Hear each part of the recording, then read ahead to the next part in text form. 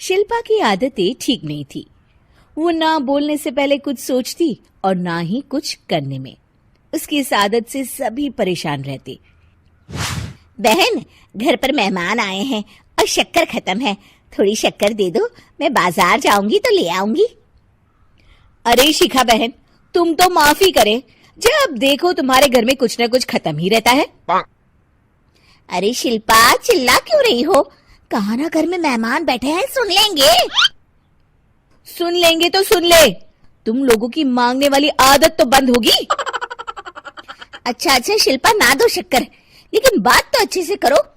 एक कटोरी शक्कर के लिए तुमने मेरी बड़ी बेइज्जती कर दी। शिल्पा बड़बड़ाते अंदर चली जाती है तो शिखा भी घर चली जाती है। माँ, क्या हुआ? अरे कुछ नहीं बेटा, पता नहीं कहां कहां से ऐसे पड़ोसी आ जाते हैं, जब देखो तब कुछ न कुछ मांगने के लिए घंटी बजाते हैं। अब घंटी बजे तो दरवाजा ना खोलना।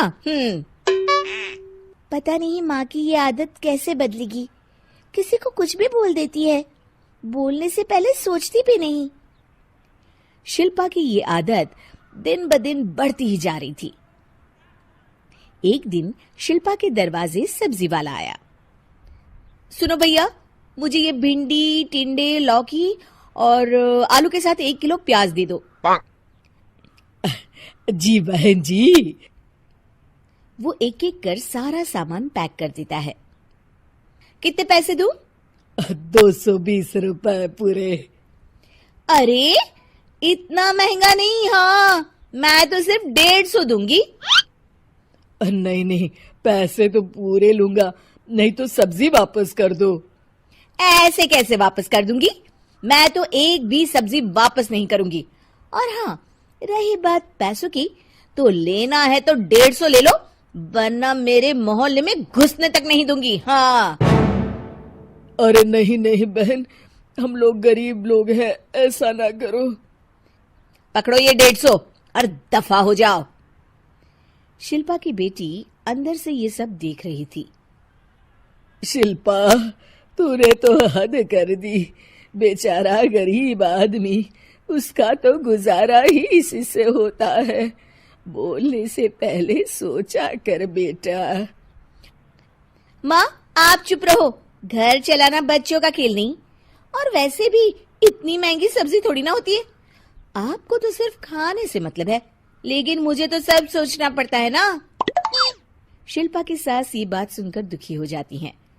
शिल्पा की बेटी शिल्पा की ये सारी बातें सुन रही होती है। शिल्पा की बेटी एक दिन माँ से कहती है, माँ, ओ माँ, जरा यहाँ तो आना। ओहो क्या हुआ, क्यों चिल्ला रही हो ऐसे बेटा? हुआ क्या, ये देखिए मेरी स्कूल की ड्रेस कितनी गंदी हो गई है, इसे कौन धोएगा? लेकिन ये तो साफ है बेटा, मैंने अपने हाथ से खुद साफ किया है। माँ, ये ड्रेस इतनी गंदी है कि मैं इसे पहन ही नहीं सकती, चलो मुझे बाजार से नई दिलाओ। शिल्पा दुखी हो जाती है और वहां से चली जाती है कि तभी सामने उसकी सास मिल जाती है। शिल्पा, अरे ओ शिल्पा, ये क्या सब्जी बनाई है? ऐसे भी कोई सब्जी बनाता है?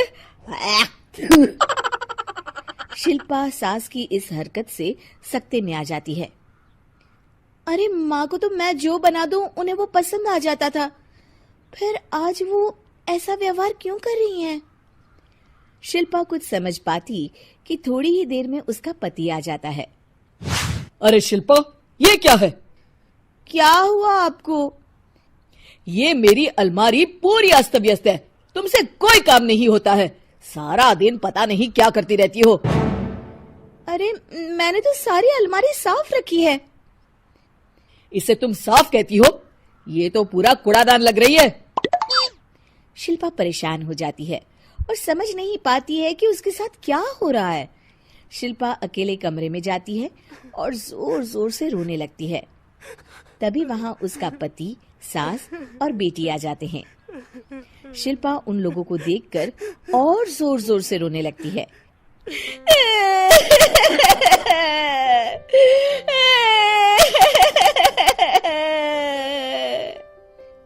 कि तभी उसकी सास उससे कहती है, क्या हुआ? यहाँ बैठकर रोती रहोगी या फिर खाने को भी कुछ बनाओगी? माँ पहले आप बताएं, आप लोगों को क्या हुआ है जो मुझसे ऐसा व्यवहार कर रहे हैं? वही हुआ है जो तुम्हें रोज होता है। मैं समझी नहीं। माँ, आज घर वालों ने आपसे बुरा व्यवहार किया तो आपको कितना बुरा लगा ना? हाँ, मुझे बहुत बुरा लगा। मुझे अच्छा नहीं लगता कोई मुझसे इस तरह से बात करे। सही कहा शिल्पा, जो चीज तुम्हें खुद के लिए अच्छी नहीं लगती वो तुम्हें दूसरों के साथ भी तो नहीं करनी चाहिए। बेटा, हम तुम्हारे अपने हैं, फिर भी तुम्हें अपनों की बात का बुरा लगा। लेकिन सोचो, जिन बाहर के लोगों से तुम ऐसा व्यवहार करती हो उन्हें कैसा लगता होगा।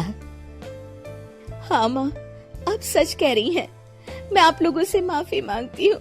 मुझे कड़वा नहीं बोलना चाहिए। मैं समझ गई, मैं आपकी हूँ इसलिए आप लोगों ने मुझे सुधरने का वक्त दिया और मेरा साथ दिया। लेकिन जिन बाहर के लोगों से मैं बुरा व्यवहार करती आई, वो लोग मेरे कड़वे बोल से कितने दुखी होते होंगे। मैं वादा करती हूँ आज से ऐसा व्यवहार किसी के साथ नहीं करूंगी। सीख, हमें दूसरों के साथ वैसा ही व्यवहार करना चाहिए जो हम खुद के लिए अपेक्षा करते हैं।